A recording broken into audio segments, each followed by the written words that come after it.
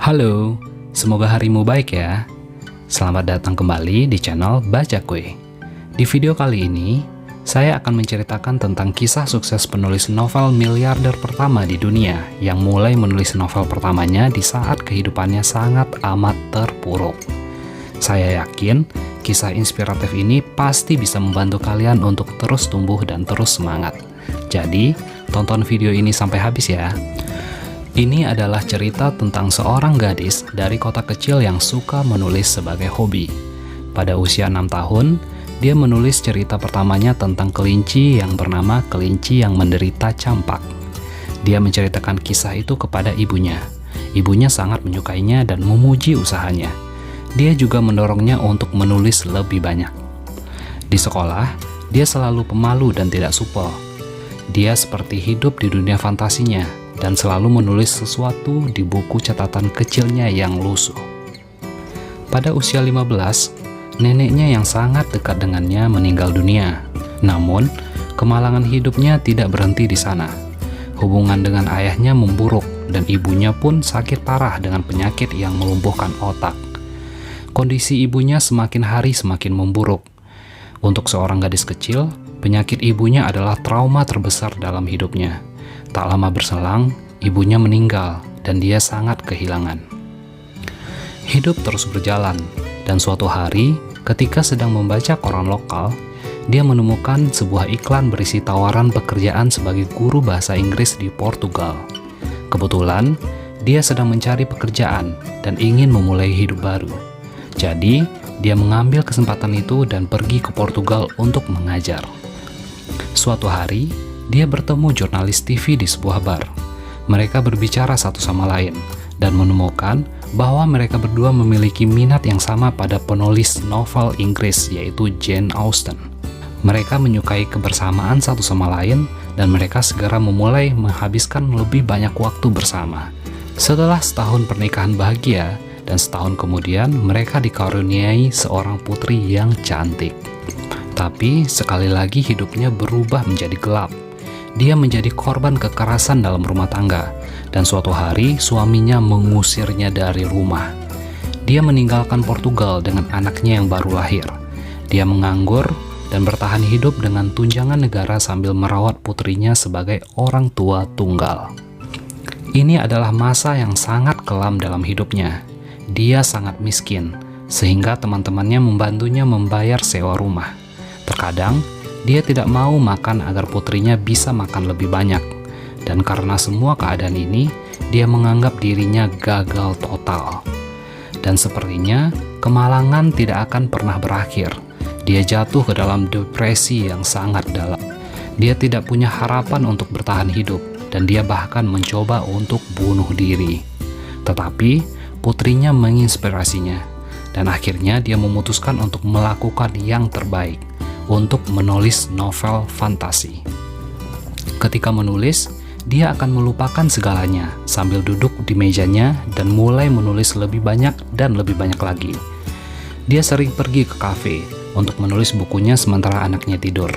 Meskipun dia bahkan tidak mampu membeli makanan di kafe. Dia hanya memesan 1 cangkir kopi selama sesi menulis agar pemilik kafe tidak mengusirnya. Entah bagaimana dengan cara ini dia berhasil menyelesaikan 3 bab pertama novelnya. Dia mengirim cerita ke penerbit, tetapi sayangnya mereka dengan cepat menolak. Dia mengirimnya ke penerbit lain, tetapi sekali lagi jawabannya tidak. Kotak suratnya penuh dengan surat penolakan. Setelah mengirimkan ceritanya ke 12 penerbit yang berbeda dan ditolak oleh setiap penerbit, dia mulai kehilangan kepercayaan diri pada bukunya. Akhirnya suatu hari, editor di perusahaan penerbitan Bloomsbury duduk untuk membaca novelnya. Untungnya, putrinya yang berusia 8 tahun juga ada di sana. Gadis kecil itu menyukai bab pembuka dan dia sangat penasaran untuk membaca cerita lengkapnya. Hal ini membuat penerbit setuju untuk menerbitkan bukunya. Tetapi, penerbit juga menyarankan untuk mencari pekerjaan tetap dan mengatakan bahwa tidak akan menghasilkan uang dengan menulis cerita fantasi untuk anak-anak.